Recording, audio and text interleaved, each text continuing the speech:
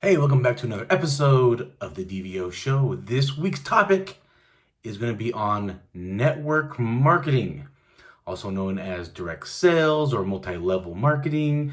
A lot of people call it pyramid schemes. So I want to talk about this. I actually wanted to talk about this for a while because of this movie that came out on Amazon Prime, or maybe it's more like a series that came out on Amazon Prime back at the end of 2021. And the series was called Lula Rich. Okay, this was a series based on the story of LuLaRoe. I hope I'm saying it right. And the founders, Deanne Brady and Mark Stidham. And I just saw a lot of people comment about this at the end of 2021, and I just had other topics, so I just didn't get around to it. So now I thought would be basically a good time to talk about this and kind of give my opinions about what I think of when I hear network marketing or direct sales or pyramid schemes and so forth. So let's talk about it. So let's talk about network marketing. What is network marketing? So the basics of network marketing is, I'm going to join a company that has a structure or has a system in place. I will follow that structure. I will recruit people to come in into it with me, and because they are basically underneath me, I get a percentage. I get a percentage of everything that they sell or do, and that's kind of what I guess you can say network marketing is. And we're gonna break this down a little bit more. All right, now me myself, I have never really got involved with what you would call, multi-level company, but I'm not opposed to them. And I'll explain a little bit more. I have been introduced to them. I've been introduced to a lot of multi-level companies. I've been introduced to a lot of network marketing companies. And I think they're interesting. I like how they're structured. And me as a business coach, as a serial entrepreneur, I like the ideology behind network marketing. I'm a big fan of Robert Kiyosaki. Robert Kiyosaki has said that network marketing is a great way to get into sales. It is a great opportunity to learn sales techniques, people skills, because you are, mentored or trained or coached by successful people in that company. They're going to help you with these skills. These people are usually successful in that company. And to me, it does make sense. It does make sense as a great way to learn about business, sales, marketing, things like that. It's a great way to learn. It's also a very inexpensive way because a lot of multi-level companies or network marketing companies, I think the most I might have seen as to kind of get started, I think was maybe around $500 to $1,000. I think that is the most money I've seen to get started. Depending on what company it is, there is some more payments or fees involved as you're into it. But as a startup, it's not too expensive. It's not too bad from what I've seen. I've started companies that cost a lot more than that. I've seen people put down tens of thousands of dollars to start a restaurant or a mechanic shop. So I've seen some big money move around to start a business. And yeah, so network marketing or multi-level marketing, it's a great way to get involved in a business at a low fee. What I don't like sometimes is the way that as you go in and be, let's say quote unquote interviewed by somebody, because reality is they're going to accept anybody that comes in. If you're willing to put the money down, whether it's $100, $200, $500 down, if you're willing to put that money down, they're gonna take you in. All right.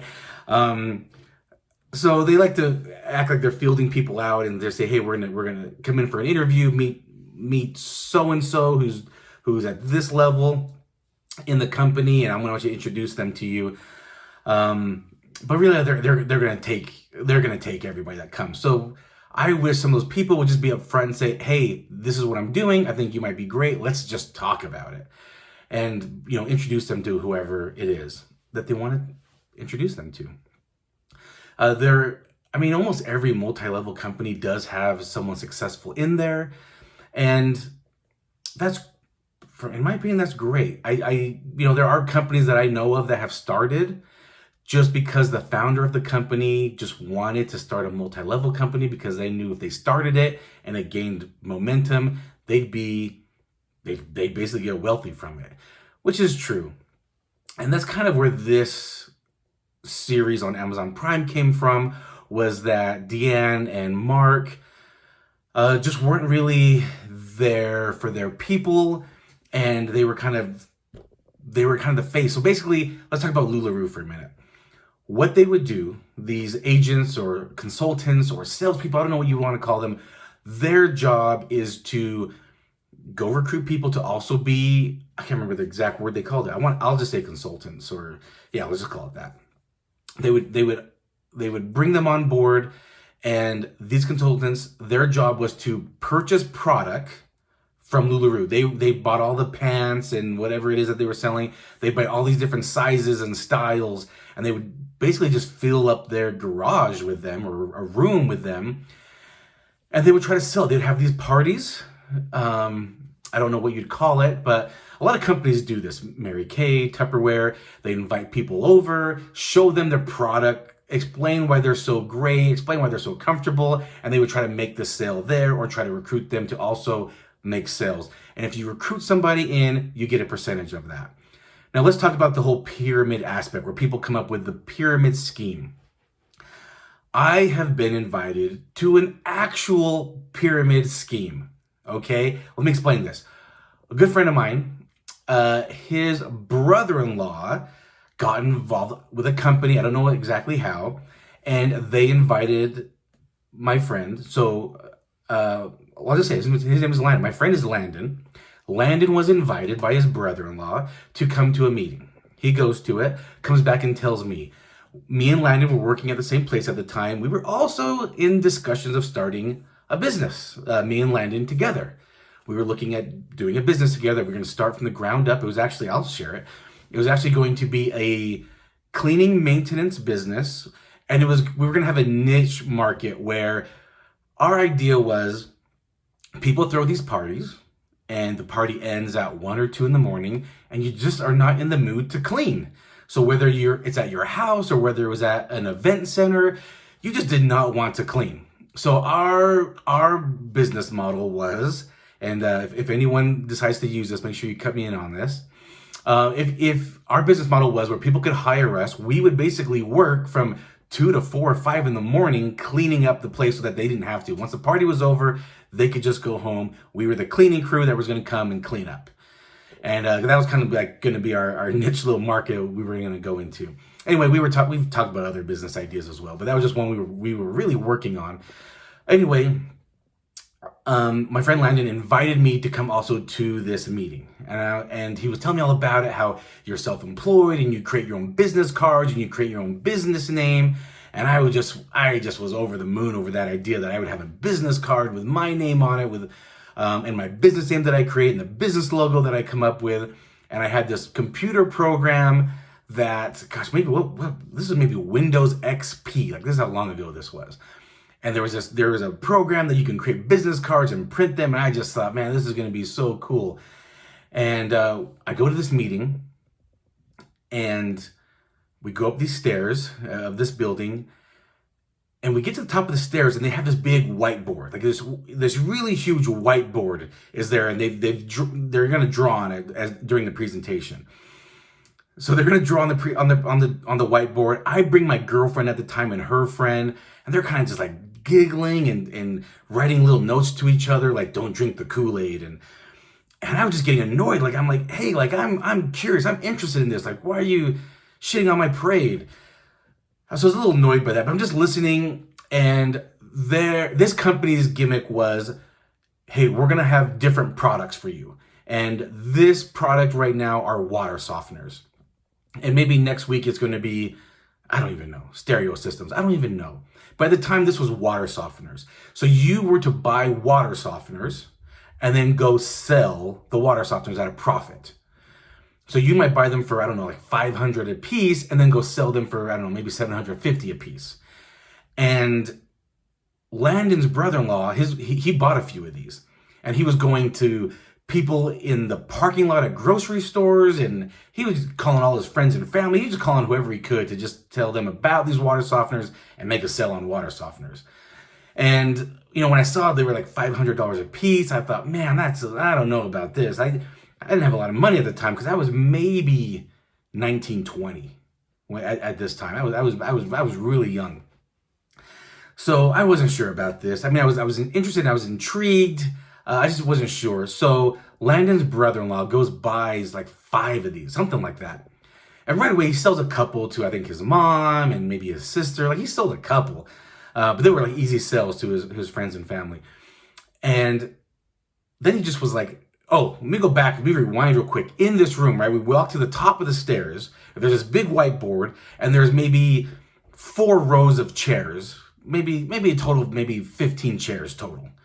And so there's a few chairs there, and somebody's talking, they're drawing on the whiteboard, and they're showing like the pyramid aspect. Like, there's somebody on top, and then you recruit like 2 or 3, and then they recruit like 3 each, and everyone's getting a percentage and a piece. And so Landon's brother-in-law sells a couple real quick, and he's struggling. He's struggling to sell the other ones. So he's like, hey, I need to come in and talk to you guys, maybe get some tips on how you're selling these, see if you got any leads of people I can reach out to.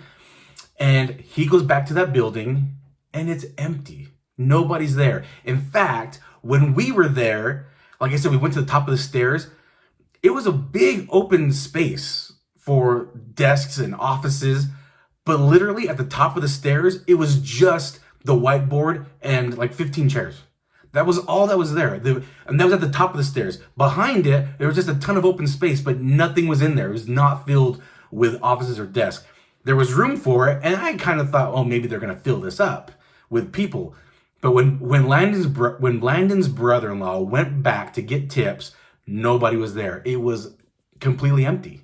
So now Landon's brother is stuck with 3 more water softeners that he has to either take the bite of the cost for it all, or he has to try to make that sale. I don't know what ultimately happened with him. I want to say that I think he did sell them, but not at a profit. He just wanted to take what he just want to get his money back. Maybe he might have took a loss. I don't know.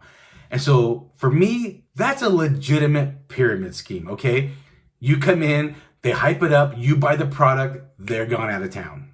They already got their money, right? You paid them, they got their money, they're gone. So for me, that's a legitimate pyramid scheme. A lot of these network marketing companies, multi-level marketing companies, I do not think are pyramid schemes. They might seem like it. Because when you look at it, like I was kind of describing, you got somebody and you recruit 3 or 4, and they recruit 3 or 4. And I know a lot of people in network marketing, they also say, hey, that also looks like corporate America, right? You have the CEO on top, and then you have the managers below that, and you have the employees and supervisors below them. And the person on top makes the most money. It's true, though. It is true. Yeah, it's true. I mean, corporate America could also be like a pyramid scheme, right? If you're the employee at the bottom, you're making a lot less than the CEO or the president or the manager or the supervisor above you. That's just how it is.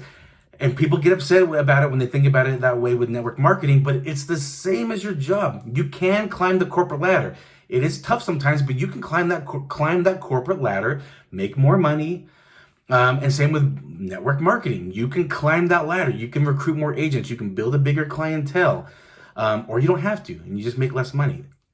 I see both sides of it, to be honest with you. So network marketing, another thing I do not like about it is kind of what I talked about with Landon's brother-in-law. Right away, they try to soak up your market. They want you to go to your friends and family, go to them first, reach out to them, try to make the sales, try to get the recruits. Those are kind of like the low-hanging fruit. But I'm also not mad at that, because a lot of those people, they want to help you. They want to encourage you. Not always, though, and we'll talk about that as well. So if you're interested in being in network marketing or multi-level marketing, I'm not mad at that. Just know what it takes to get involved. You basically will become a professional trainer. All right, that's the reality of it all.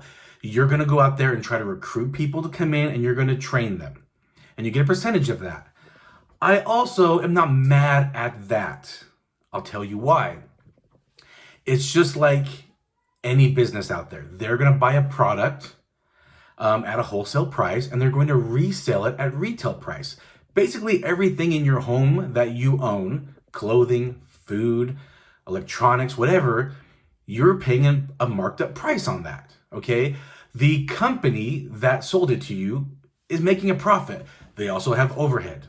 They've got bills, they've got utilities, they have employees, they have lawyers, they have a lot of people involved that run their business. So I'm not mad at the idea of network marketing and you're trying to make a sale at a upticked price, right? Everything we own in our house is bought that way. You most likely did not buy anything at a retail or at wholesale price, all right? You bought it at retail price. They got to make a profit. They have to stay in business. And that's corporate America. That's how it runs. That's how your job runs. And that's how network marketing runs. I do not look at the whole idea of the pyramid scheme because I experienced a real pyramid scheme. These network marketing companies, I'm invited all the time to multi-level marketing companies. I go to a lot of those meetings just to support my friend or whoever's involved. When some random person tries to prospect me off the street, no, I don't go to their meetings because I don't know them. But usually if a friend or family invite me, I'll go just kind of show support, see what kind of product it is. I'm very interested in business, so I'm always curious what's out there. And I live in Utah, which is basically the home base for all multi-level companies. Most multi-level companies are started here in Utah County specifically. And so I see it. I see a lot of them. I get invited to a lot of meetings, and I'm okay with that. I don't like when I'm like banged, like surprise, like this is a network marketing meeting. I don't like those because I've had friends who invited me to their house, like, hey, I want to show you something. I'm like, all right, cool. And I get there, and not every, and like the husband's there, but the wife isn't. I'm like, oh, okay, where's she at? Then she comes in with all these treats and goodies. And then more people start showing up, and we're waiting for the speaker to come. I'm like, oh my gosh, like be upfront with me. If you're gonna like talk to me, I thought you were gonna invite me over for dinner and we're gonna talk about it.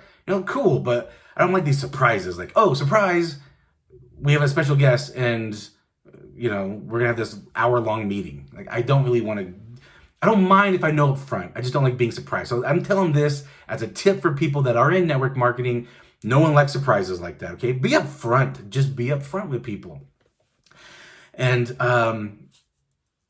if you've got somebody that's involved with it, be supportive. I know maybe if you're like me, you're always hounded by people in network marketing or multi-level marketing. I'm hounded all the time by people. And I mean, I maybe at times it gets annoying, but not really. I take it as a compliment. They see something in me, and that's why they want me to be on their team. So I always usually look at it as a compliment, but I do know it can be annoying, but just be supportive of your friend or family member because they're trying to do something. They're trying to do something great with their lives. Maybe they're not happy with their job. Maybe they're not happy with their circumstance. You don't know what's going on with them, and they're trying to make a change. They're trying to make a difference, and somebody has approached them and offered them an opportunity, and they want to give it a shot. That's really what it is, okay? Your friends or family members, they're just trying to give themselves a shot. And they just want your support. Because even if you're not interested, maybe you're interested in the product if it's a company that sells a product. Or maybe they might know maybe you know somebody that you can refer to. Hey, hey John, thanks for inviting me. I'm not interested, but maybe I know somebody that's interested in the product or being on your team. Just show support. They're trying to do something. It's not easy. It is not easy to come out of your comfort zone and invite somebody to a meeting or invite someone to meet like your upline. That's what they call it. They call it your upline, someone that's above them too, that they make a percentage off of. Don't discourage them. Don't tell them it's a pyramid scheme. These network marketing companies that are out here today, is there a chance they're ripping people off? Maybe. But if they've been in business a while, they're not brand new. They've been in business a while. They've been researched, right? The Department of Justice, the Securities Exchange Commission, they've all researched these companies. They're legit. They might have complaints. Every company has complaints. Your favorite store has a complaint on Google Review or Yelp, all right? Your favorite restaurant has a complaint, all right? Everyone has complaints. So let's avoid that. But show some support, right? They're trying to do something. They're coming out of their comfort zone.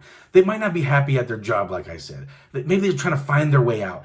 They might not be, they might want just an extra $500 a month for a family vacation, for a nice dinner with the family. Who knows what's their purpose? Why are they doing this network marketing? Why are they doing this multi-level company? You don't know their circumstance, okay? But the fact that they're trying to do something different, that they're trying to get out their comfort zone, that they're trying to have a better life, hey, you got to give them kudos for that. Show some support. Show some support. That's my soapbox on if you're approached by someone in multi-level marketing. You know, they see something in you. They see potential in you. Take that as a compliment. If you're not interested, fine. But, you don't need to be rude about it, especially if it's your family or friend. Especially, don't be discouraging. They're going to get enough hate, all right? They don't need one more person hating on them. They're probably already are doubting themselves already. They don't need your negativity. Be supportive. And now, if you're in network marketing, if you're in multi-level marketing, hey, own it.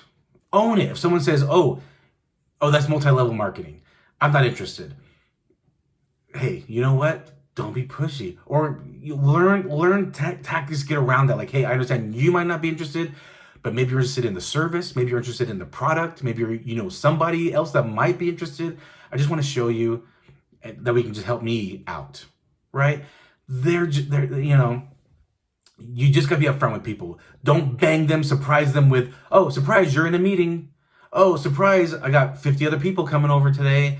Oh, surprise, we're going to talk one-on-one with somebody, put you on the spot and try to, put high pressure on you. Nobody wants that, all right? And I think the problem with LuLaRoe after watching that series was that the products weren't, as good. They weren't getting the support from the company that they were expecting to get. And, that's tough. That's tough. But you're self-employed when you get into these network marketing companies, right? You're self-employed. That's a great aspect of it. You set your own hours. You set your own limits. There's usually not a cap. And that's great. A lot of people like that. Here's another thing too. Some multi-level companies, they offer ownership, which is pretty cool. Like you can kind of have like an ownership of business. Every company's different. Not every company offers it. If you are interested in joining network marketing, again, there's some great skills to learn in there. Again, marketing, sales, leadership, a lot of great skills to learn in network marketing. Again, that's why I'm not opposed to it. But don't get confused and think you're a business owner. All right. Now, again, some companies offer that opportunity. You have to reach a certain level and you can have like ownership of your business, and that's cool. Also be wary about buying a lot of product, because then once you buy the product, you're stuck with it. And a lot of companies also, you have to basically pay for your promotion. You have to pay for your level. That can get pretty pricey as well. So just kind of have these in mind if you are interested in working in network marketing, or someone's approached you and you're kind of interested. Kind of keep these in mind. Ask these questions as they come up. Kind of, know as much as you can. You don't need to buy on the first try that you're there. You don't need to do that. You can think it over. Again, I'm not opposed to it, but just know a lot of people, they're going to be self-employed, but you are not an entrepreneur. All right? And I know that might be hard to hear. You have tendencies to be an entrepreneur. Same with franchise owners. Franchise owners, like if you buy a franchise of Chick-fil-A or McDonald's, I mean, technically maybe you're an entrepreneur, but you're not an entrepreneur. In my opinion, an entrepreneur has started something from the ground up. If you're in network marketing, if you're a franchise owner, you've got tendencies to be a business owner or an entrepreneur. You have tendencies. Like you're interested, you've got what it takes. Now, if you are somebody that maybe has like 5 franchises, all right, I might say you're an entrepreneur, because you're out there, you're really doing something. That's big moves. But just the idea of them, don't say you're an entrepreneur. It drives me crazy when someone says, hey, I just paid my $200 to join this network marketing company. I am an entrepreneur. No, you're not. Close though. You're getting close, right? You've got the tendency to be an entrepreneur. And you know what? I really think you do have the capacity in these companies to become a great entrepreneur and lead other people and build a great clientele. And and get ownership. And then I might say, yeah, all right, you've grown something you've grown nothing to something, and I'll consider you an entrepreneur. But don't get it twisted. Don't put it on your Instagram bio that you're an entrepreneur the moment you join a network marketing company, because you are not. You've got the tendency, you're on the right track, or you're on a track to get there. And so just think about that. All right. So that's just kind of my 2 cents and my opinion on network marketing or multi-level marketing. Now let's talk about my entrepreneur highlight of the episode. And this is on Mary Kay Ash. You might know her as Mary Kay from Mary Kay Cosmetics. I just thought this would be a good tie-in to this topic. All right. She was born Mary Kathleen Wagner in Hot Wells, Texas in 1918. Mary married her first husband at the age of 17, and they had 3 kids together. While her husband was serving in World War II, Mary was selling books door to door. I was also reading that she sold many other things door to door as well.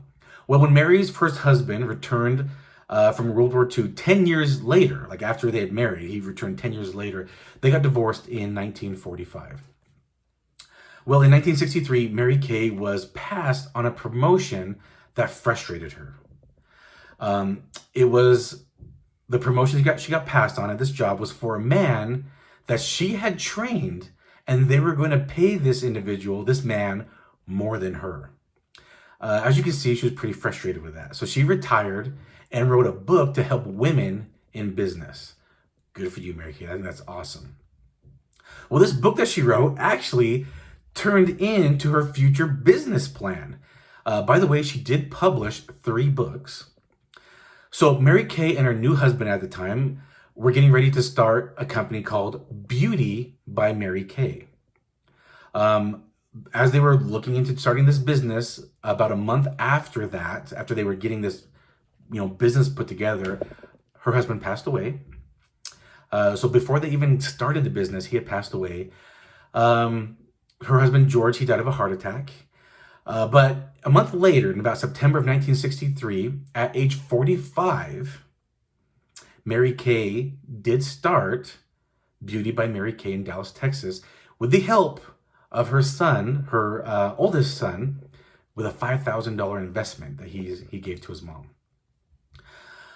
Mary Kay, as she started this business, she used the house party model. Like, that's kind of what I was talking about, like Tupperware does and Avon. And so basically, if you don't know what that is, you invite people over to your house and you show them the product and you try to make the sale there or offer them to come work with you. She was revolutionizing the business, okay, and how business was done, especially in network marketing. She did not want to have sales territories for her sales reps. So again, when her first husband was in World War II, she was going door to door making sales, okay? And most likely, I'm assuming they had territories. Well, she didn't want to limit her people to territories. She wanted them to have however far they wanted to go, however big they wanted to build their business, she allowed that, which I like that. And she also offered incentives for them, whether it was maybe like a trip, like a all expense paid trip, or maybe you probably know as the Cadillac. She's famous for the Cadillac. Her business model is that they sold the products to the consultants at wholesale price, kind of what I was talking about. So the consultants, I don't know what the fee is, but they paid a fee to be a member or a consultant of Mary Kay. They pay wholesale price, and then they could resell it at retail price. They could also recruit new consultants and make a commission from them. Now, again, I know people think this is a pyramid scheme. It is not. This is how business works, right? Any business is going to hire employees. They're going to hire staff. They're going to hire salespeople, marketing people, and they're going to be paid. Every company has a tier that everyone gets paid at, and it trickles down. There's people at the top that make more than people at the bottom.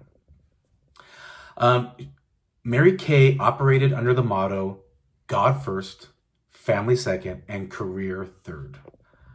I respect that. In 1968, Mary Kay Cosmetics, Inc. went public on the New York Stock Exchange. That was in 1968, but when the stock took a hit in 1985, Mary Kay bought it all back And in 87, she stepped down as CEO. And I believe it was her youngest son that stepped up. I think her youngest son has worked with her from the beginning. Personal things about Mary Kay, besides that she had 3 kids, she loved the color pink. It was very obvious from the product packaging. I think everything that they package is in a light pink color. Also, she wore a lot of pink. And of course, again, the Cadillacs. Certain their top consultants would be given a Cadillac. Now, I don't know the theory behind that. I shouldn't say I don't know the theory. I don't know the rules. I don't know if it was a lease and they had to hit certain goals or else it was taken away. I don't know all of that. But I do know other companies that try to do that as well. In 1996, they started the Mary Kay Charitable Foundation. The foundation's goal was to help end domestic violence and finding a cure for cancer. Again, I respect that highly. Unfortunately, Mary Kay passed away in November of 2001. Today, Mary Kay is sold in 36 countries.